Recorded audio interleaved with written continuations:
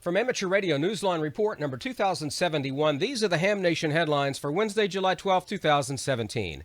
A jury has convicted a Rockford, Illinois man of killing an amateur radio operator and his dog 2 years ago, and then setting their house on fire.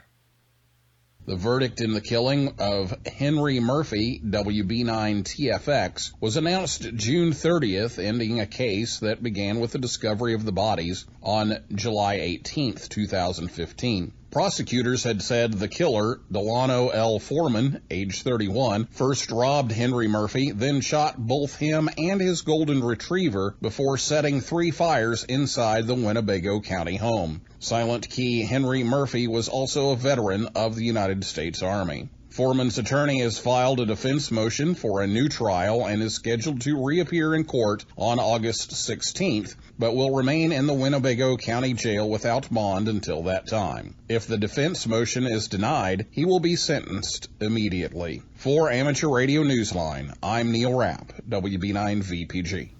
The big news out of Washington is that there is a nominee to fill one of the vacancies on the Federal Communications Commission. The FCC General Counsel, Brendan Carr, is considered the next likely candidate to fill one of 2 empty spots on the commission. President Donald Trump has announced he will nominate the Republican, a move applauded by FCC Chairman Ajit Pai in a public statement that praised his record. The appointment, if confirmed by the Senate, would still leave one remaining vacancy to be filled, a seat reserved for a Democrat. No more than 3 members of the FCC are permitted to belong to the same political party. On June 14th, Trump named former Commissioner Jessica Rosenworcel, a Democrat, to fill another vacant seat, and she too must be confirmed by the Senate. She would be returning to the commission following the expiration of her term last year. A 3rd vacancy is being created by the departure of Commissioner Mignon Clyburn, another Democrat whose term has just expired. Brendan Carr is viewed as a major supporter of Ajit Pai's efforts to undo net neutrality rules that had been passed by the commission's Democratic majority. For Amateur Radio Newsline, I'm Stephen Kinford, NAWB. It's almost time for Amateur Radio to celebrate the world's community of lighthouses and lightships, and the number of participating locations keeps growing. For that story, we welcome Amateur Radio Newsline's Kevin Trotman, N5PRE, who's joining us on the air with his first report. Don't expect any certificates or prizes or other perks for contacts you may log next month during the International Lighthouse and Lightship Weekend. The 20-year-old event is not a sprint, a contest, or even an emergency drill.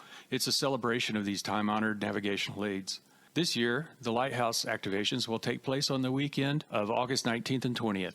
Lighthouse registrations were already at 240 and counting as of the first week in July, with Germany and Australia in the lead. Many other nations will be participating as usual, including South Africa, the U.S., Canada, Scotland, and Wales. There are also some new countries where hams can count on hearing CQ, including Serbia, where you can listen for Alex, Yankee Uniform 1 Charlie Alpha, operating near the banks of the Danube River at the Tamis River West Lighthouse. What it comes down to is an event that's part fellowship, part public relations. The activations are designed to be visible to visitors who can stop by and see the hams in action. In a way, that's keeping in the true lighthouse spirit, a shining little light, so to speak, on the amateur radio community. For Amateur Radio Newsline, I'm Kevin Trotman, N5PRE. Welcome to this side of the microphone, Kevin. For the rest of this week's Amateur Radio News, please listen to the full Amateur Radio Newsline report on a repeater near you or on shortwave radio station WTWW at 9930 and 5085 kilohertz. And that's all from the Amateur Radio Newsline, your independent source for amateur radio news for 4 decades and counting at www.arnewsline.org. With Neil Rapp, WB9VPG, Stephen Kinford, N8WB, Kevin Trotman, N5PRE, Karen Eve Murray, KD2GUT at the news desk in New York, and our news team across the globe. I'm Don Wellbanks, AE5DW, 7-3. We'll see you next time here on Ham Nation.